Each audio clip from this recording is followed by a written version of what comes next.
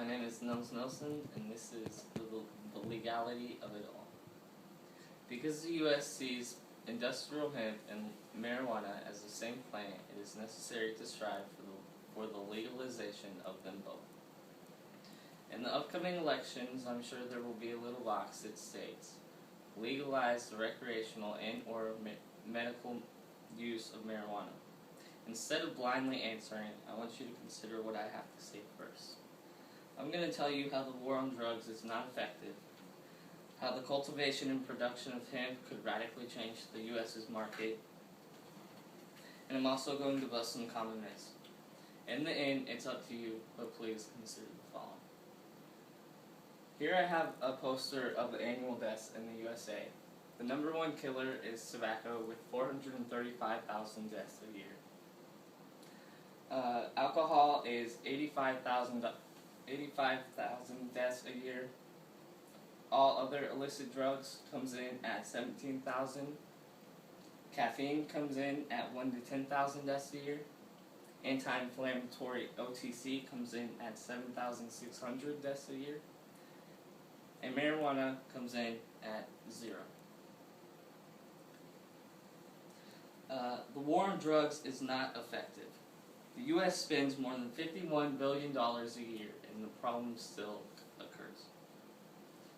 There were 1.53 million people arrested on non-violent drug charges in the U.S. in 2011.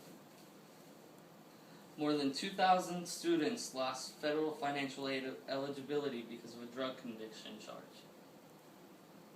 Drug use increased sevenfold among 12 to 17-year-olds after the modern war on drugs. The economics of prohibition favors the targeting of use, such as how we saw in the prohibition of alcohol.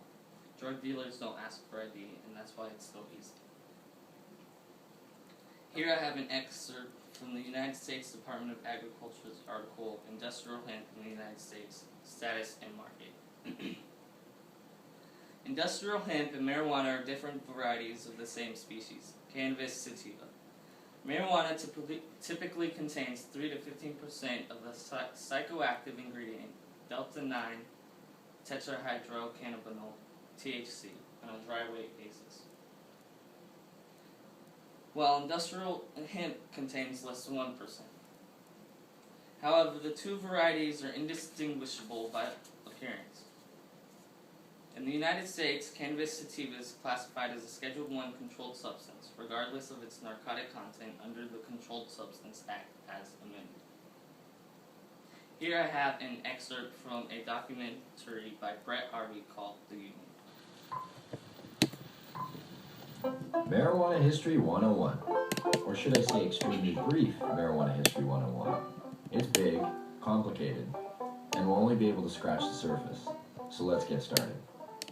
The first thing that strikes one as odd when looking at the history of marijuana, which is also known as cannabis, is how very much legal it once was. In fact, it wasn't only legal, it just happened to be one of the largest agricultural crops in the world, including the United States. You see, cannabis can also be hemp. And just what is hemp? Well, it's by and large the most robust, durable, natural soft fiber on the face of this planet. Up until 1883, and for thousands of years before, cannabis hemp was the largest agricultural crop in the world. It had thousands of uses and products. The majority of fabric, lighting oil, medicines, paper, and fiber came from hemp. The first marijuana law to exist in the United States was a law ordering farmers to grow hemp. Benjamin Franklin used it to start one of America's first paper mills. The first two copies of the Declaration of Independence were written on cannabis hemp paper. Up until the 1800s, most of the textiles in the United States were made with hemp. 50% of medicine marketed in the last half of the 19th century was made from cannabis. Even Queen Victoria used the resin extracts from cannabis to alleviate her menstrual cramps. But the funny thing about industrial hemp was you couldn't get high from it. Yet, it was lumped in with the following, which also made little sense. Reefer madness. In the early 20th century, yellow journalism had surfaced. Articles depicted blacks and Mexicans as frenzied beasts who would smoke marijuana, play devil's music, and heap disrespect and viciousness on the readership, a majority of which happened to be white. Some offenses included looking at a white woman twice, laughing at a white person, or even stepping on white men's shadows. And this ended up leading to a law in the form of a tax stamp. A tax stamp that would not only include marijuana, but also hemp and cannabis medicines. It speculated that hemp's potential for an abundance of new products was going to be in direct competition with other sources. And this, added to the reefer madness, led to the eventual downfall of all forms of cannabis. Popular Mechanics magazine had actually prepared an article entitled New Billion-Dollar Crop. Hemp was touted as being able to produce more than 5,000 textile products from its thread-like fiber and more than 25,000 products from its cellulose, ranging from dynamite to cellophane.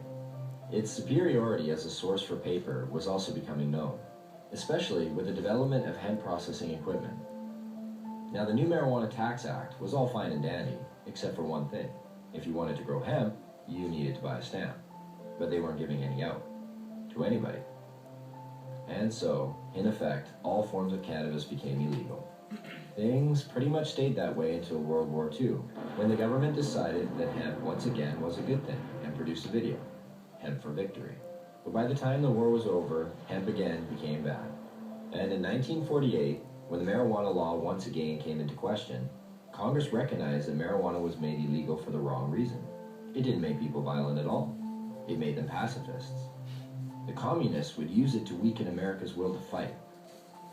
Congress now voted to keep marijuana illegal for the exact opposite reason they had outlawed it in the first place. And all through the years, report after report, commissioned by everybody, from the mayor of New York to the President of the United States, has come back with the view that marijuana should have no criminal penalty attached to it. Yet, marijuana remains as illegal today as it did nearly 70 years ago.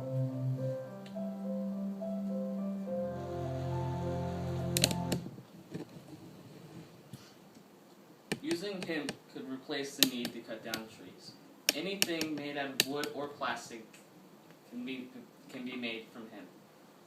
1 acre of hemp produces as much paper as 4.1 acres of trees. Hemp is better than cotton because hemp is nature's longest, strongest, most durable fiber. As a fabric, it is softer, more insulating, more absorbent, more breathable, and longer lasting than cotton. Hemp also has other uses, such as it can replace our dependency on fossil fuels, and it contains fatty acids that are essential to the immune system. Next, I move to some of the most common myths that people hold against marijuana. The first is there are lots of people in rehab for marijuana use. It must be addictive. My refute to that is most, if not all, marijuana users in rehab are there because it was a choice between that and jail time or a criminal record. 97% of them actually are there because of that, and only 3% self-checking. I will note that it is true that marijuana is psychologically addictive, just like any other activity that is enjoyable. If I enjoyed it, I'll do it again. Unlike tobacco, marijuana is not physically addictive, which is said to be harder to quit than cocaine and alcohol, whose withdrawals can be deadly if not treated. The second myth is marijuana is a gateway drug. This is just my opinion, but I think there are 2 reasons marijuana could be considered a gateway drug and how they could be fixed. First is people are told all throughout school, DARE programs, etc. how terrible marijuana is. They try it and say, hey, I didn't get addicted, I didn't kill anybody, I didn't die myself, and they've been lying to me about marijuana. I bet they've been lying to me about other drugs as well, so people try them out. Second is, because marijuana is illegal, this forces people to turn to the black market to get their pot. This opens up a whole new world where their access to all types of harder drugs are able. In legalizing marijuana for any use, it could stop almost all of these occurrences. The third myth is, no one has ever died of a marijuana overdose. This is true. It was put in here to see if you were paying attention. Animal tests have revealed that extremely high doses of cannabinoids are needed to have lethal effect. This has led scientists to conclude that the ratio of amount of cannabinoids necessary to get a person intoxicated, i.e. stoned, relative to the amount necessary to kill them is 1 to 40,000. In other words, to overdose, you would have to consume 40,000 times as much marijuana as you needed to get stoned. In contrast, the ratio for alcohol varies between 1 in 4 and 1 to 10. It is easy to see how upwards of 5,000 people die from alcohol overdoses each year, and how no one has ever died of a marijuana overdose. In conclusion, I've shown you how the war on drugs is not only ineffective, but also increased the amount of drug use. How the industrial production of hemp could drastically improve our economy and change the lives of many modern Americans. And I busted some of the most common myths about the industry. When the time comes for your state to vote on the legality of it all, please consider voting pro-cannabis sativa.